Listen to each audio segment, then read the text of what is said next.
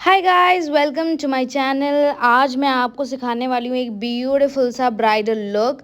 यहाँ पर सबसे पहले मैंने स्टार्ट किया है क्रीज लाइन से एंड मैंने पहले ही ट्रांजिशन शेड अप्लाई कर दिया था एंड डार्क ब्राउन से क्रीज पे इंटेंसिफाई भी कर दिया था।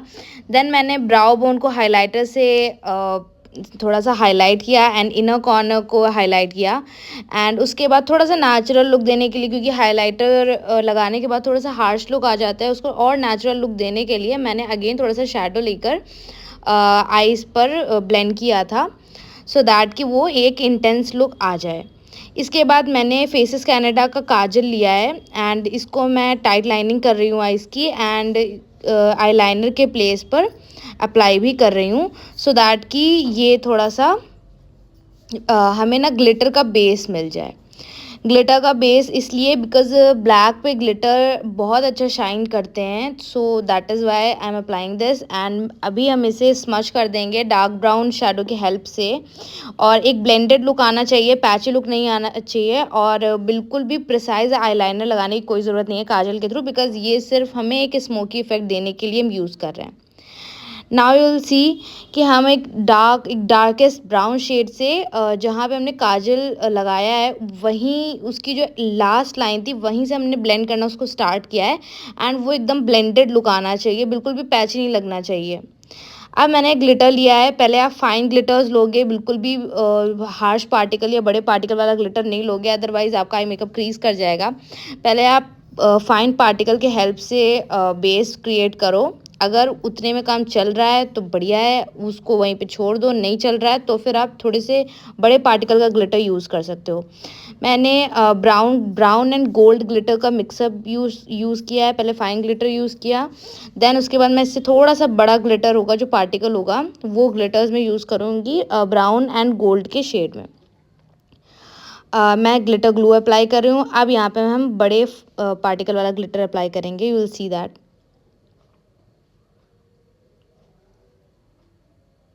And it gives you amazing shine, बहुत प्यारी शाइन आती है। अब आप देखिए डिफरेंस फाइन ग्लिटर्स में और थोड़े से बड़े पार्टिकल के ग्लिटर्स में डिफरेंस क्या होता है। दोनों आइज़ में मैंने बड़े पार्टिकल वाला ग्लिटर लगाया है क्योंकि मेरी ब्राइड को चाहिए था कि थोड़ा सा बड़ा, लाइक थोड़ा सा हैवी ग्लिटरी आइज चाहिए थी उन्हें। That is why I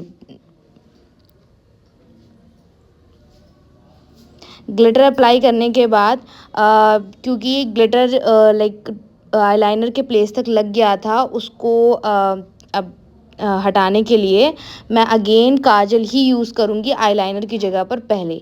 then मैं उसके ऊपर एक लिक्विड, लाइक एक मैट लिक्विड आईलाइनर आपको यूज़ करना है। मैं यहाँ पर TNW का मैट लिक्विड लाइनर यूज़ कर रही हूँ एंड आई मस्ट से कि this one is my favourite eyeliner, like it's best eyeliner I have ever used. अब यहाँ पर हम अंडर आइज क्लीन कर रहे हैं माइसेलर वाटर की हेल्प से, क्योंकि ग्लिटर का जो फॉल आउट होता है या आई शेडो का जो फॉल आउट होता है वो अंडर आइज पे नहीं होना चाहिए, अदरवाइज जब आप बेस अप्लाई करेंगे वहाँ पे वो क्रैकी हो जाएगा। वो अप्लाई करने के बाद मैंने थोड़ी सी स्किन प्रेप करी थी। स्किन प्रेप मैंने पहले ही सबसे स्टार्टिंग में ही कर दी थी एंड अभी मैं एक dark tone like concealer apply कर रही हूँ जिससे पिगमेंटेशन को हाइड करने के लिए। पिगमेंटेशन हाइड हो जाएगी। वैसे तो कई लोग ऑरेंज करेक्टर भी यूज़ करते हैं, मैं भी यूज़ करती हूँ, बट वो मेरे मूड पे है। मुझे अगर ज़रूरत लगती है कि मेरी ब्राइड को ज़रूरत है ऑरेंज करेक्टर की, नीड है, ब्लैकनेस जहाँ पे होती है मेनली वहाँ पे ऑरेंज करेक्टर यूज़ करते हैं। दैट इज़ वाई मुझे ऐसा नहीं लगा कि ब्लैकनेस है, पिगमेंटेड एरियाज हैं, उनका स्किन टोन एकदम इक्वल था पूरे फेस पे। सो आई थॉट कि ठीक है, अगर करेक्शन करना है तो हम डार्क कंसीलर से कर देते हैं। आफ्टर दैट मैं उसे ब्लेंड कर रही हूँ। इसके बाद मैं अपनी ब्राइड को फाउंडेशन के शेड ज़रूर चेक करवाती हूँ, जिससे उनको बाद में कोई डाउट ना हो, या फिर उनका मैं एक ओपिनियन ज़रूर लेती हूँ कि उन्हें डार्केस्ट शेड में जाना है या लाइटर शेड में जाना है। एंड इसके बाद फुल फेस पे आप फाउंडेशन अप्लाई करेंगे। कहीं पे भी आपका लाइनिंग छूटना नहीं चाहिए, अदरवाइज़ आपका जो फाउंडेशन होगा बहुत ही पैची आएगा। और बड़े ब्रश से तो कभी मत अप्लाई करना, छोटे कंसीलर ब्रश से या फ्लैट ब्रश से आप अप्लाई करना ऑलवेज़, अदरवाइज़ प्रोडक्ट जो होता है ना वो ब्रश में ही अब्जॉर्ब हो जाता है।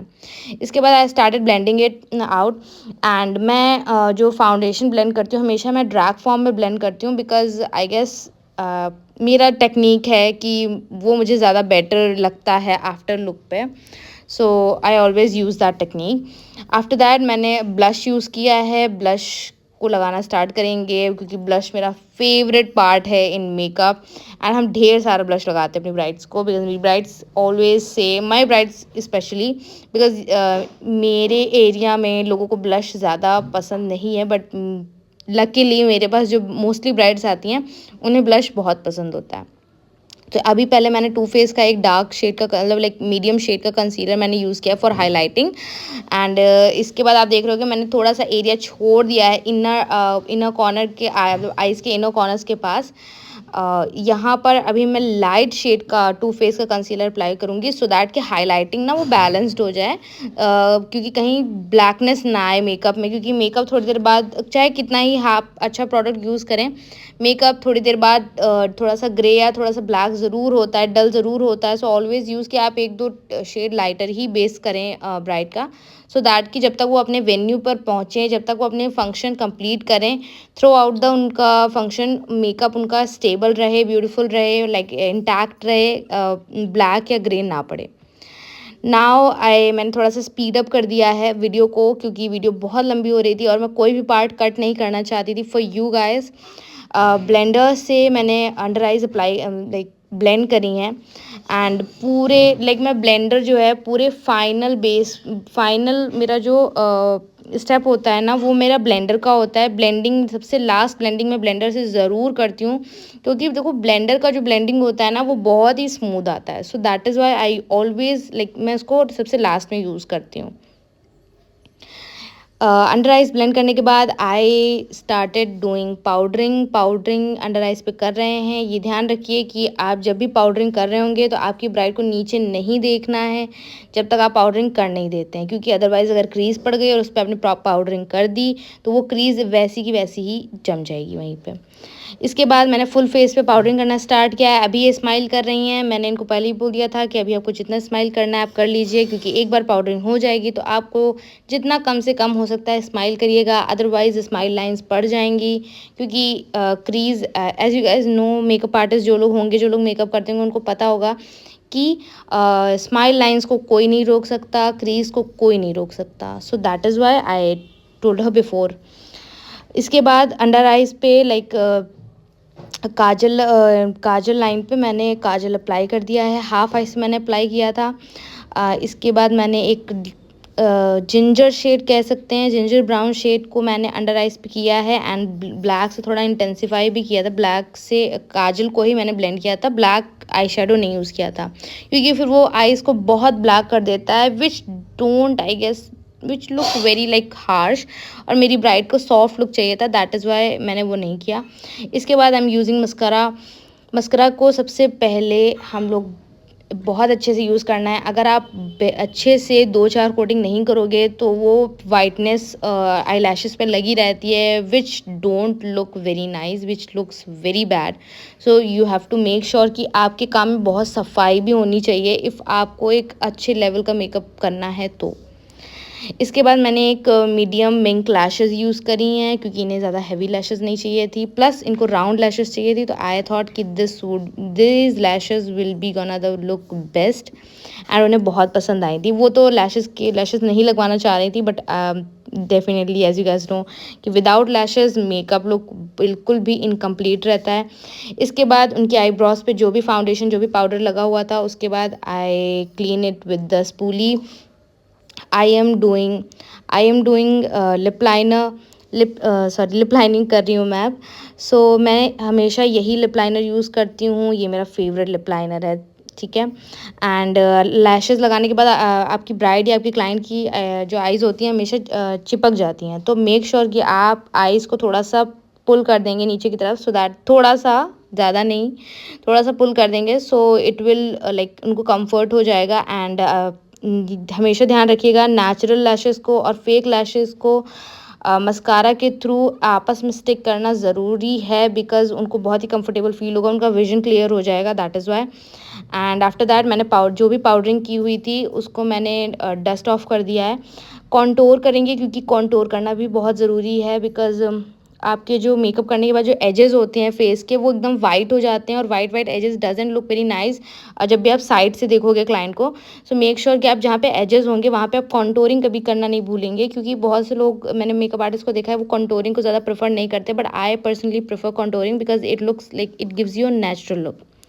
अभी मैंने यूज़ किया है एक पीच ब्लश का शेड, एंड थोड़ा सा ब्लश ज़्यादा लग रहा था मुझे, सो आई थॉट कि कोई नहीं, इट विल लुक नाइस। इसके बाद मैं एक ग्रिप स्प्रे यूज़ कर रही हूँ रिकोट का, थोड़ा क्योंकि ग्रिप स्प्रे वगैरह करने से क्या होता है ना, सेटिंग स्प्रे करने से जो आपने पाउडर किया होता है ना, जो पाउडरिंग की होती है ना, वो जो है थोड़ी सी कम हो जाती है। जो पाउडर या मैट लुक लग रहा होता है ना, वो थोड़ा सा मतलब ग्लोई आ जाता है, डूई फिनिश आ जाता है। इसके बाद I am doing highlighter. Highlighter देखो करना बहुत ज़रूरी है, अदरवाइज़ अगर आपको मैट लुक चाहिए तो आप हाइलाइटर स्किप कर सकते हो, बट अगर आपको डूई फिनिश चाहिए, आपके क्लाइंट को डूई फिनिश चाहिए, तो highlighter is a must. And highlighter को ब्लेंड करना, जैसे कुछ लोग भी सिर्फ हाइलाइटर लगा के छोड़ देते हैं, वो बहुत हार्श लगता है। सो मेक श्योर कि हाइलाइटर जब आप लगाते हो तो उसको ब्लेंड करना ब्रश के थ्रू इज़ वेरी इंपॉर्टेंट। यहाँ पे आई एम यूजिंग होजो का हाइलाइटर। ये बहुत ही प्यारा सस्ता हाइलाइटर है एंड बेहतरीन हाइलाइटर है, आई मस्ट से, क्योंकि इसका फिनिश बहुत अच्छा है। ठीक है, सस्ता और महंगा से मुझे आई रियली डोंट केयर, मेरे को मतलब क्या है फिनिश से, अगर फिनिश अच्छा है तो बेस्ट है। See I have Ofra highlighter also, but Ofra का हाइलाइटर पता नहीं क्यों मैं I don't like use too much.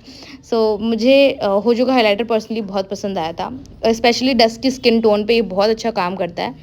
And अभी हम लोग लिप शेड लगाने जा रहे हैं। इनको मैंने थोड़ा सा क्या था ना, पिंकिश न्यूड शेड ही देना था, ज़्यादा न्यूड शेड नहीं चाहिए था, रेड शेड मुझे नहीं देना था, बिकॉज क्या होता है और लिप्स बिगड़ लगते हैं डार्क शेड में। सो आई थॉट कि मैंने इनको पहले ही बोल दिया था कि आप न्यूड शेड्स में जाओ, थोड़ा सा डार्क एंड मीडियम शेड्स में जाओ, it will suit you very much.